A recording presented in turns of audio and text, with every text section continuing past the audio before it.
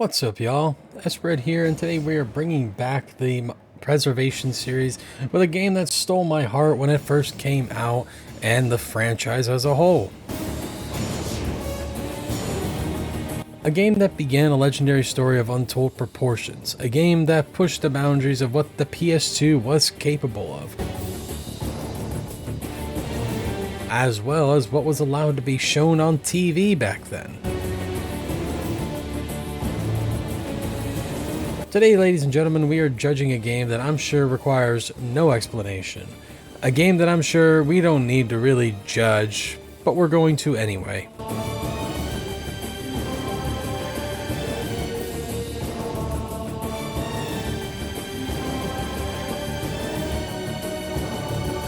Welcome, everyone.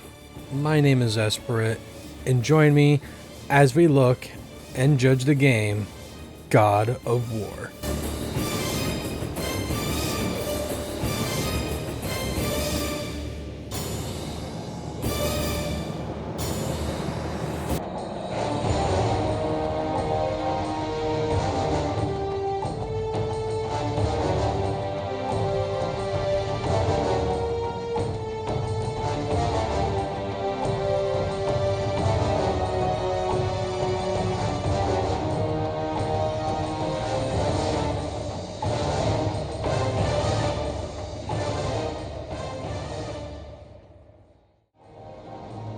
The gods of Olympus have abandoned me.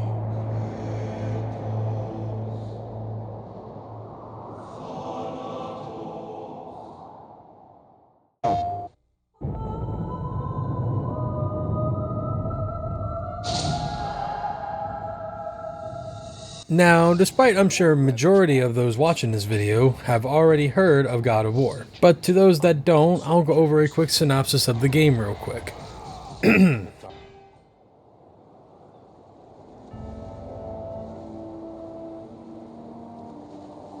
Now there is no hope. And Kratos cast himself from the highest mountain in all of Greece. After 10 years of suffering, 10 years of endless nightmares, it would finally come to an end. Death would be his escape from madness.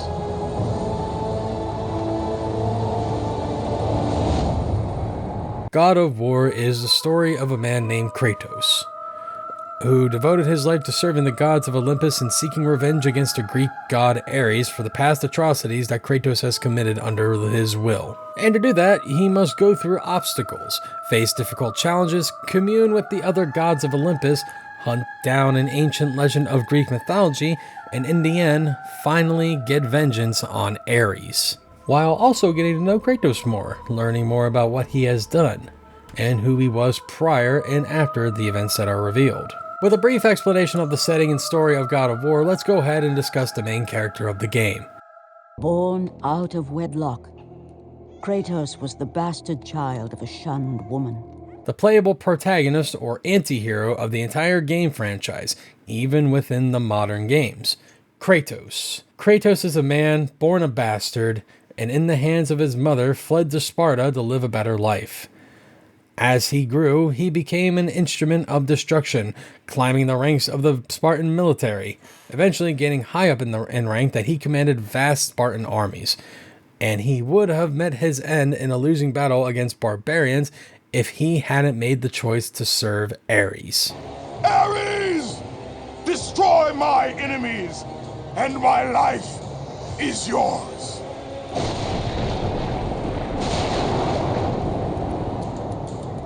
That desperate call for aid would come to haunt Kratos for all his days.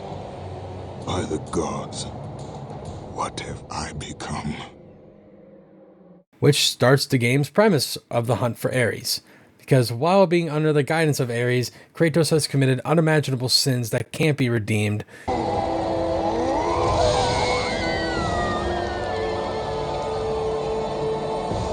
In that instant, the glory he had reveled in turned to horror. The image of his two final victims would stay with him for all his days. With that act, Kratos knew he could no longer serve his master. My wife, my child, how? They were left in Sparta. Ares!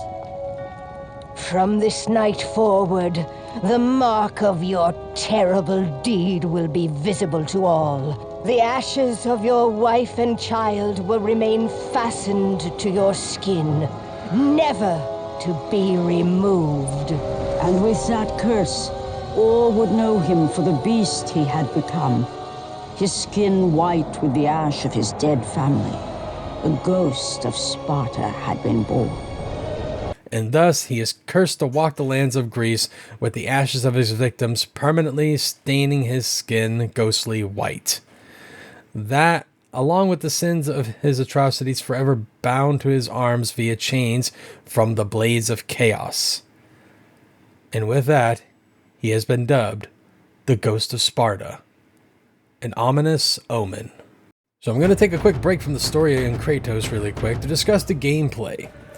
The gameplay is a hack-and-slash action RPG where you run around destroying everything in your path, with the Blades of Chaos being your primary source of damage.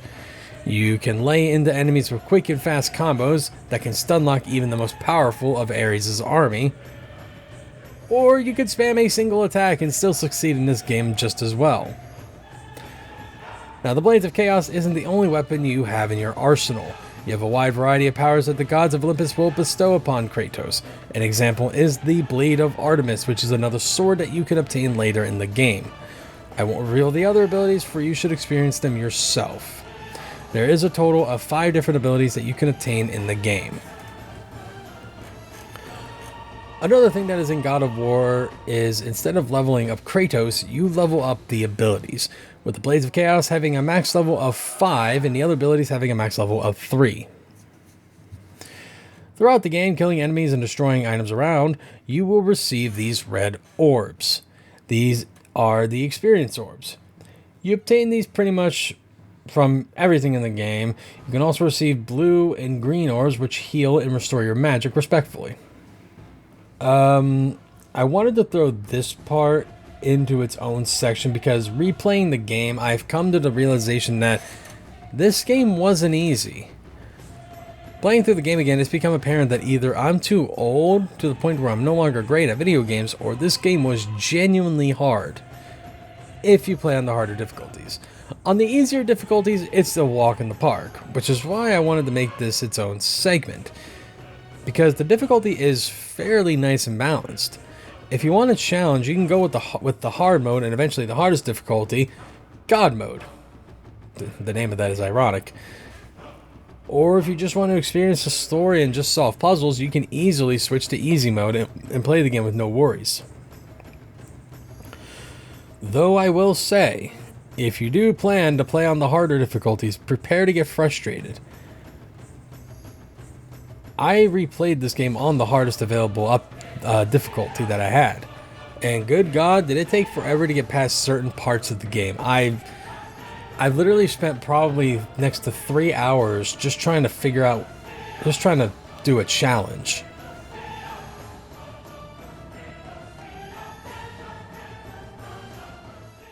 Moving on, this was another segment that I wanted to throw in on its own as well.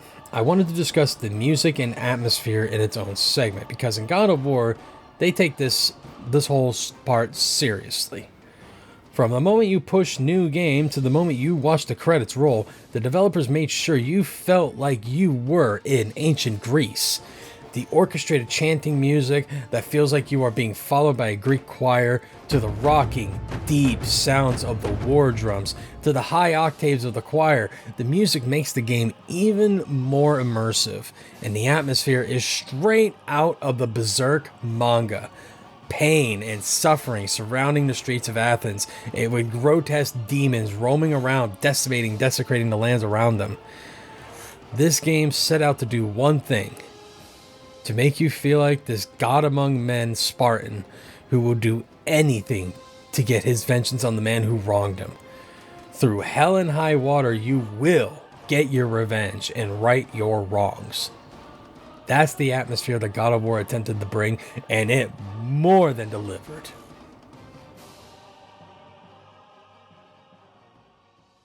Now, before we move on to this segment, I want to preface this now that this segment will feature spoilers for the game. If you wish to not get spoiled, please click off or skip ahead to the next segment. But the story reaches its climax when Kratos finally reaches the fabled Pandora's box and starts dragging it back to Athens. Had found the means to destroy the god of war.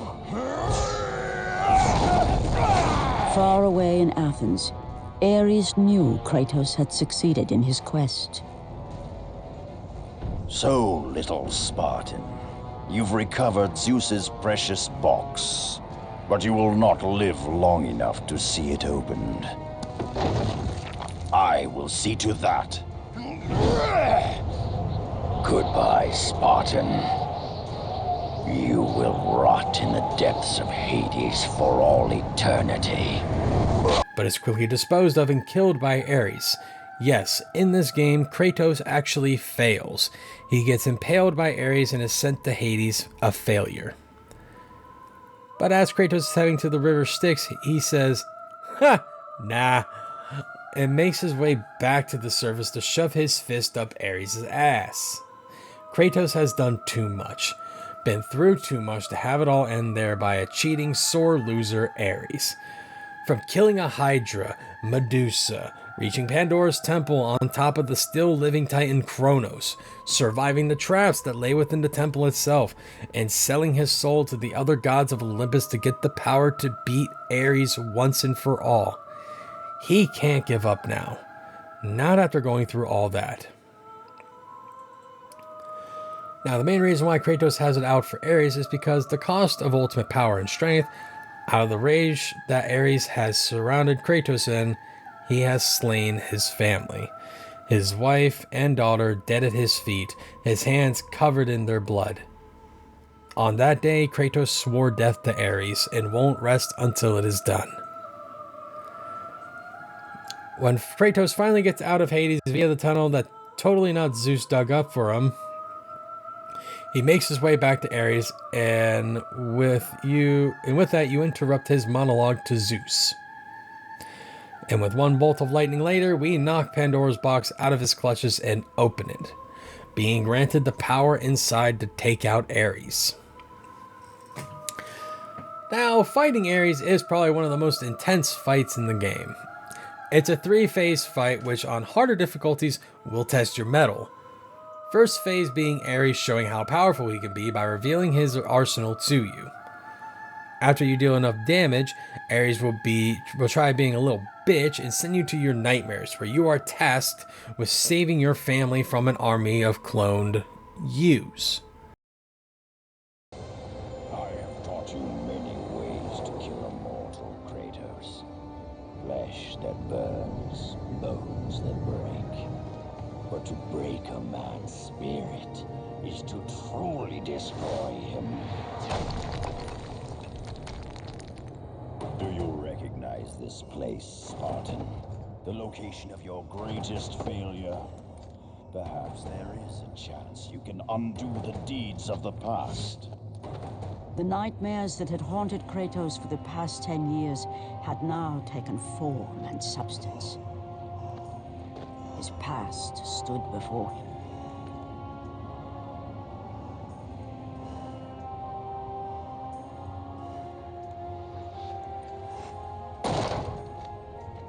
Kratos! What's happening? Where are we? By the gods, can this be real?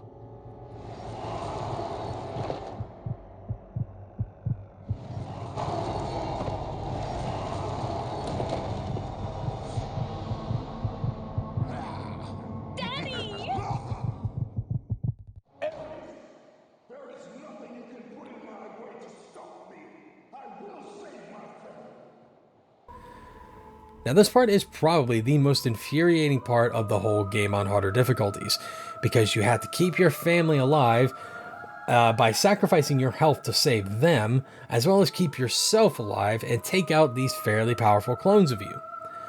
I want to say I've spent maybe around 5 hours on this part alone, but when you do eliminate all the clones and save your family, you'll be given the realization that it was all for naught. Kratos, please take us home. Do you see, God of War? You took them once, but you'll never have them again. You cannot save them, Kratos. You gave them up in your quest for ultimate power. There is a price to pay for everything you gain. Not that price. I didn't want them to die. No price is too high for what I offered, and you rejected me. A god! Now, you will have no power, no magic. All that is left for you is death! Oh, not again. You should have joined me, Kratos. You should have been stronger. By the gods. The battle was not over. The gods, it seemed, had a final gift for Kratos. I still have allies in Olympus, Ares. Now, you will see how strong I am. For Ares takes the Blades of Chaos from Kratos and shoves the blades deep into his family. And we enter Phase 3, where we are back in reality and Kratos wakes up and yeets this stone blade from a statue and the final battle begins. Which, this part is harder because you are stuck with the Blade of Artemis mechanics without any sort of powers. Now when you finally do beat Ares, you are given the best cutscene to grace a PlayStation game. Remember, Kratos, it was I who saved you in your time of greatest need. I haven't forgotten, Ares. I remember how you saved me. That night,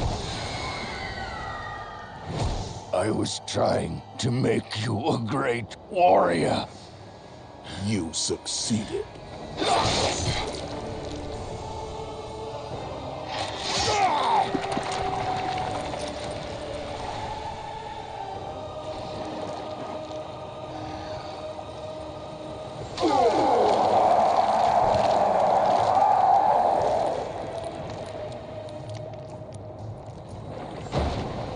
Kratos had done the impossible. A mortal defeating a god.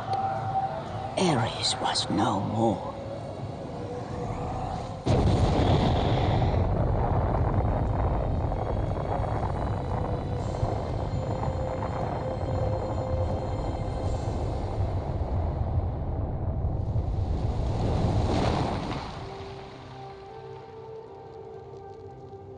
The city had been saved and would thrive again.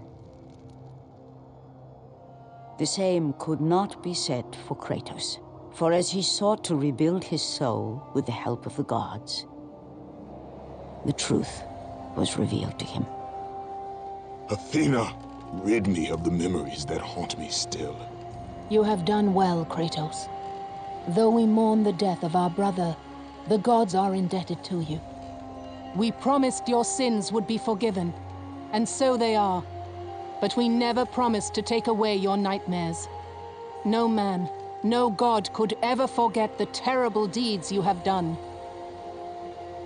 In the end, knowing the visions of his past would never leave him, Kratos made his way to the bluffs overlooking the Aegean Sea.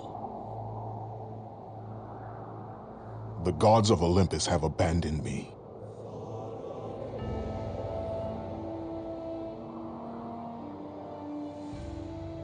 Now there is no hope. And Kratos cast himself from the highest mountain in all of Greece. After 10 years of suffering, 10 years of endless nightmares, it would finally come to an end. Death would be his escape from madness.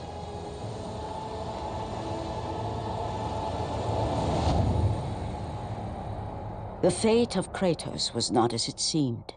The gods had other plans.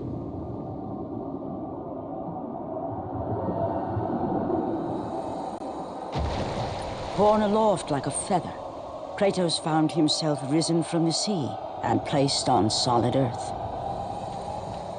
You will not die this day, Kratos. The gods cannot allow one who has performed such service to perish by his own hand. Ares' tactics were brutal. His path of destruction had to be stopped. But now there is an empty throne in Olympus, and a new god of war is needed. Take these stairs, Kratos. They lead to your ultimate reward. So yes, despite doing exactly what the gods said, Kratos is still forced to relive those nightmares till he dies. And he can't even do that, for the gods of Olympus rejected that and shoved his ass into the bare throne of Ares, stapling Kratos as the new god of war, and thus the credits will roll, foreshadowing what is to come in the next set of games. So after beating the game, you will have access to what is known as the treasure section in the main menu of the game, which is all the behind the scenes parts of the game as well as some secrets. One being the origins of Kratos, which reveal that Kratos is the bastard son of Zeus. Which also, again, it heavily hints at what's coming in the next set of games, saying that he is no longer after Ares now that he's dead, but he is pursuing Zeus. Another challenge unlocked is known as the challenge, another treasure unlocked is known as the Challenge of the Gods, which are 10 consecutive challenges that you have to complete in order to unlock various costumes that Kratos can wear in a second playthrough. They also added some special flavor videos, like modern day researchers heading to Kronos' now skeletal body in the deserts looking to explore the Temple of Pandora. So, God of War, does it still hold up as a good game for today's audiences, and should it be preserved and remembered? Oh, absolutely. Yes to both of those questions. This game, despite being from 2004, still plays very well. It's rough in some spots, yeah, and some enemies deal way too much damage on higher difficulties, and their attack patterns can be repetitive and, quite frankly, annoying. But this doesn't mean it should be forgotten or not played. This game put PlayStation on the radar, and it's one of the only things keeping PlayStation still on the radar. This game shouldn't be forgotten, and it should be remastered yet again so gamers can experience this game and the original series to better appreciate the newer games. Yeah, to appreciate the newer games, as well as to, understand the full story. This game more than deserves this rank, and I know I might seem unorthodox, but we are going to give God of War a rating of 11 out of 10. This is a fantastic game, and it needs to be remembered as such, and I highly recommend people play it. Thank you so much for watching. Sorry it took me well over a month to get this video out, just been busy with other stuff, but I'm going to try to get more videos out in the distant future. But I wanted to get back into the preservation series so bad since Metroid, and I figured why not bring this back with a game that deserves it more than anything. But that will conclude today's video. Thank you so much for watching yet again. Check out other videos that I've done, like my Conker's Bad Fur Day video, a game that will never be made again. And of course, like the video if you liked it, dislike it if you disliked it, comment your thoughts, and as always, subscribe for more. But my name has been Esperit, and I'll see you next video.